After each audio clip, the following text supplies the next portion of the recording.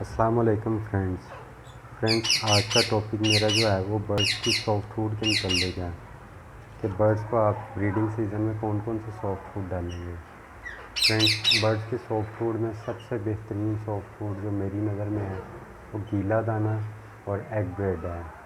Friends, अगर आप birds को गीला दाना और एग ब्रेड मिक्स करके सारा ब्रीडिंग सीज़न देते रहते हैं तो मेरे ख्याल से आपको किसी भी किस्म की विटामिन और कैल्शियम की ज़रूरत नहीं पड़ती।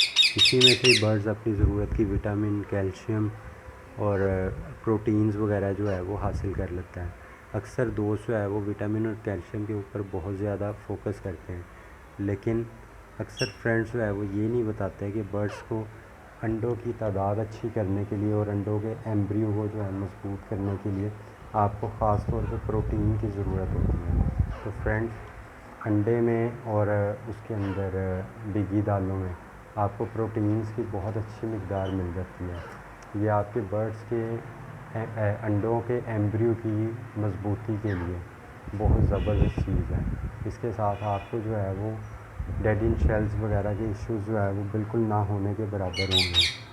आप दालों को जो है वो 24 घंटे के लिए भिगो के सेब के सिरके में अच्छी तरह धो के जो है वो आप बर्ड्स को उबला हुआ अंडा डाल के मिक्स करके अगर डेली डाल लें तो इंशाल्लाह ब्रीडिंग सीज़न में आपको बहुत अच्छा ब्रीडिंग रिज़ल्ट मिलेगा।